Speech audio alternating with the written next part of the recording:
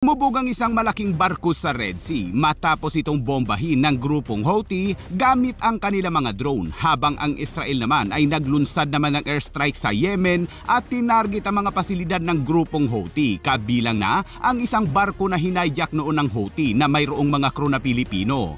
At isang militia group sa Gaza sumapi na sa puwersang panlupa ng Israel upang pulbusin ang mga Hamas at mabawi ang mga hostage. Anong grupo kaya ito? Alamin na buong detalye mamaya. At mga fighter jets ng Amerika at Pilipinas magkasamang lumipad sa West Philippine Sea, habang ang China naman na ibinida naman ito ang kanila mga 5th generation fighter jets. Kaya't para malaman ang buong detalye ay tumutok at makinig na mabuti.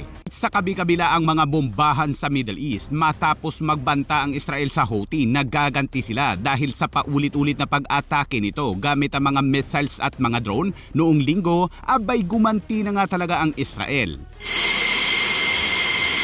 Ayon sa report, ang mga binomba ng Israeli Air Force ay ang mga daungan sa Hodeidah, Ras Isa at Al Salif, pati ng isang kalapit na istasyon ng kuryente at ang isang cargo ship na Galaxy Leader, ang barko na hinayjack ng Houthi noong November 2023. Binomba umano ng Israeli Air Force ang nasabing cargo ship dahil ginagamit umano ito ng Houthi upang matrack o madetect ang mga dumadaang barko sa Red Sea. Matatanda ang hinayjack noon ng Houthi ang Galaxy Leader na mayroong 17 Pilipinong crew, habang ang 4 na iba pa ay tinodas ng Houthi.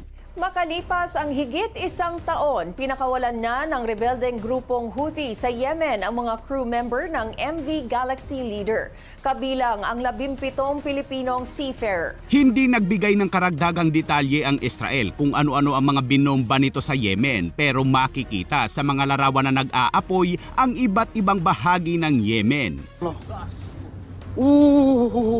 Sinabi ng Israel na 20 mga fighter jets nila ang nagsagawa ng nasabing operasyon na tinatawag nilang Operation Black Flag bilang tugon umano sa paulit-ulit na pag-atake ng rehimeng teroristang Houthi laban sa estado ng Israel, kabilang ang paglunsad ng mga UAV at missiles patungo sa teritoryo ng Israel. Pero kahapon, abay naglabas ng pahayag ang tagapagsalita ng militar ng Houthi na si Yahya Sarria at sinabing ang kanilang mga air defense system ay matagumpay umanong hinarap ang pagsalakay ng Israel at hinadlangan ang plano nito na itarget ang isang bilang na mga lungsod sa Yemen. Abay matindi, anong air defense kaya yan? Bilang tugon sa pagsalakay ng Israel, ang Houthi ay kaagad namang gumanti sa Israel kung saan nagpakawala ito ng 2 pirasong missiles. Ngunit sa himpapawid pa lamang ito patungo sa Israel ay pinisa na kaagad ito ng Iron Dome. عملياتنا مستمرة في استهداف عمق الكيان الإسرائيلي.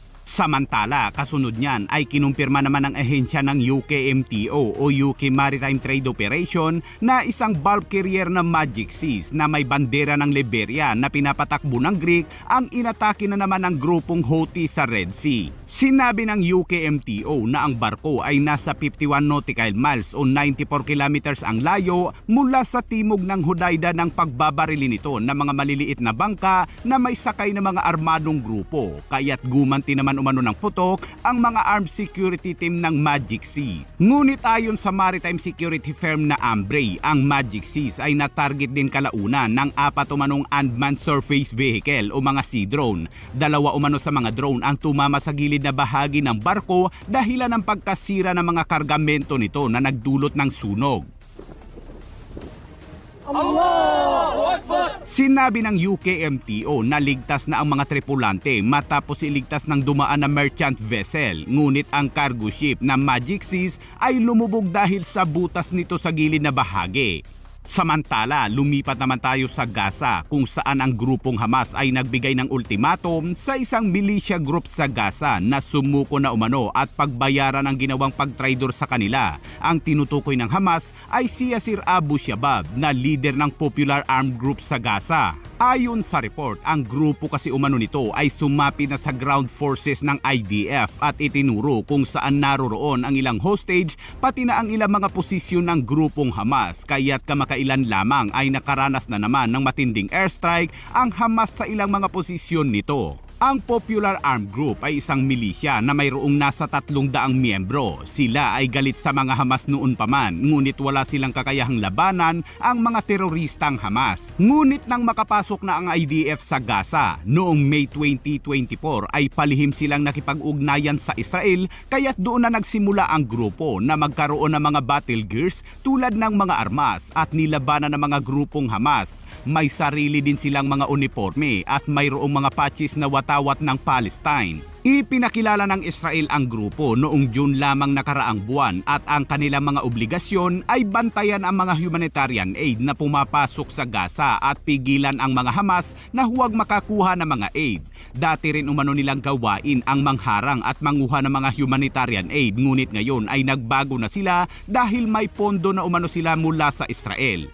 Sa ngayon ay nagsisilbi sila bilang mata ng Israel sa mga lugar at kinakatay ang mga Hamas na nagkukunwaring mga sibilyan. Kahapon ay muling nagpost ang leader ng grupo na si Sheikh Abu Shabab na gusto umano nila makauwi sa Israel ang mga hostage. Bawat inosente umanong tao mula sa lahat ng panig ay dapat na bumalik sa kanilang mga tahanan, sa kanilang mga anak at sa kanilang pamilya. Sabay banta na kahit na mag-ceasefire umano ang Israel at Hamas ay sila ay magpapatuloy sa pakikipaglaban sa Hamas. At dagdag na balita, magkasamang lumipad kahapon sa West Philippine Sea ang mga FA-50 fighter jets ng Philippine Air Force kasama ang mga 5th generation F-35 stealth fighter jets ng US Air Force bilang bahagi ng kanilang taunang pagsasanay na tinatawag na Cope Thunder exercise.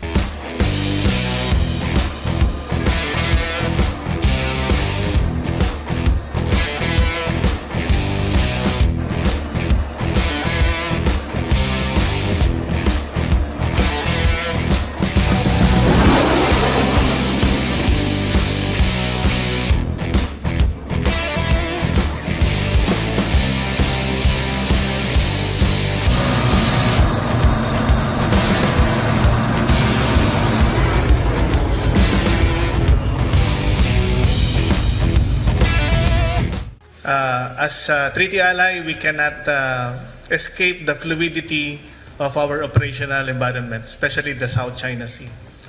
It brings us a greater degree of interconnectedness. At sa araw din yan kahapon ay nakisabay din ang China kung saan ibinida nito sa Beijing ang kanilang mga 5th generation fighter jets na J-16, J-20 at J-25 na hanggang ngayon ay wala man lang bansang nagbalak na bumili maliban sa Pakistan.